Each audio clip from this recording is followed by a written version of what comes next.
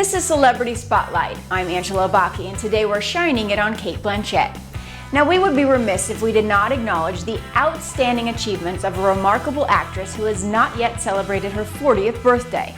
Blanchette is a thespian in the truest sense of the word, with a crowded trophy shelf to match. A wife and a mother of three, she is constantly performing on both stage and screen, and yet still demonstrates gratitude and humility at every turn. I think we'll just take it a step at a time. At the moment, I'm enormously proud to have got the Golden Globe. So. After that Golden Globe, she won another, as well as an Oscar, an Independent Spirit Award, a BAFTA, Critics' Choice, and Career Achievement Award. And we expect this to go on for a while. If we describe all 55 wins and 54 nominations, there would be no time to showcase a body of work that can be best described as creative genius. Now, most of her awards have come from her portrayal of real people: Queen Elizabeth, Bob Dylan, Veronica Guerin, and Katharine Hepburn. At the 77th Annual Academy Awards nominee luncheon, Blanchette reveals the secret to her success in depicting the life of such greats as the late Miss Hepburn. Well, I mean, it was said, I think she even said of herself that, she was a bit of a caricature. And she's so well known, apart from her, incredible body of work, she's known for her voice, she's known for incredible athleticism. And because, myself included as a fan, we've received her as a human being through her performances on screen.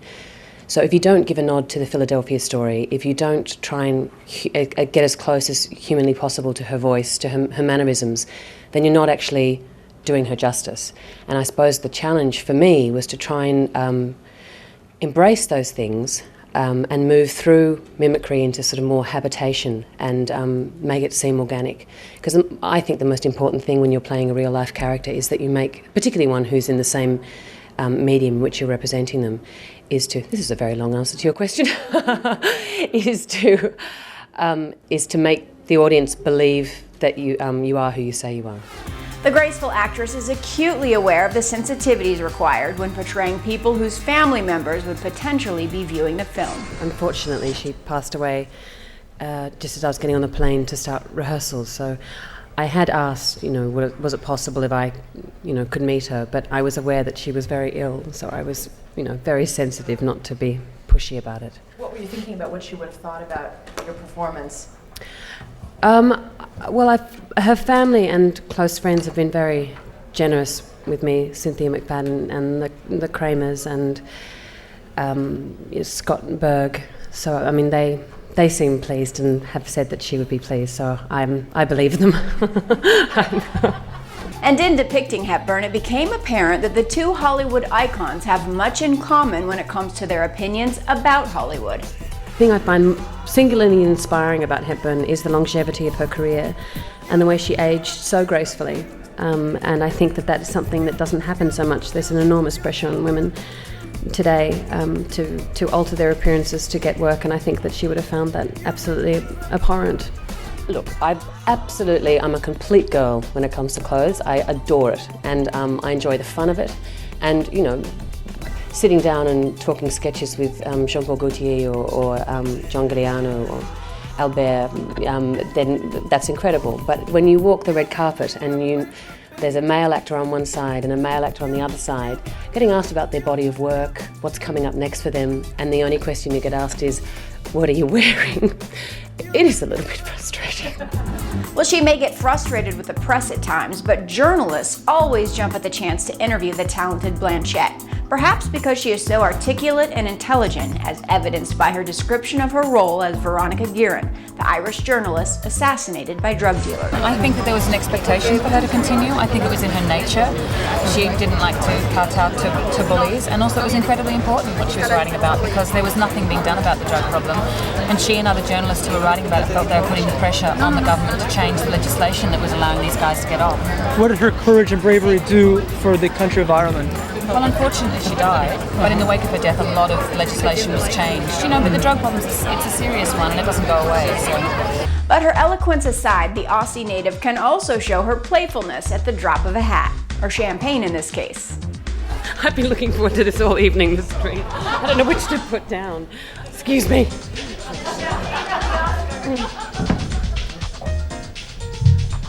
Bit disrespectful to put this down just yet. Cate, your temperament is much more that of an actor and less of a movie star. Do you think that an Oscar... Oh, darling, you've caught me on the wrong day. Is that what it is? Do you think the Oscar will change? Will change my... Absolutely, you asshole. Well, describe. Discuss. No, I mean, this is... I mean, I was an actor who was trained at a theatre school, and theatre is my first love, so it was a real... The more films I make, the more educated I become in the medium, and certainly working with Martin Scorsese was an absolute minute-by-minute education, without him ever being grandiose about it. He's one of the most generous directors I've ever worked with. So, for me, I can't believe that I'm standing here, having come, from the theatre and constantly returning to it. So, I can't remember what you asked me. Something about me becoming a diva. Just you wait.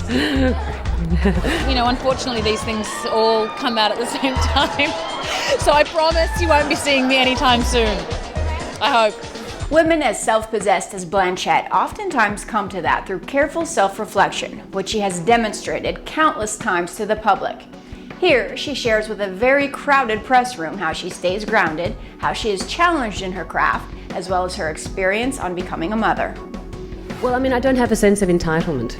And, I don't feel that I deserve this any more than any of the other people in my category. I've never felt that way about it. And, I think this can turn into a bit of an Olympic event. And so it's really nice to go through it with, all these girls, and you see one another, and it's actually, you'd be surprised how, the lack of competition. I think a lot of that's imposed from the outside. I'm a terrible mimic. Whenever I try and do an accent, it always sounds Welsh or Indian. So don't ask me to do it now. It takes me a long time. I'm a slow learner, and then the other side of it is I've got a terrible memory, so then I can't recall anything I've done.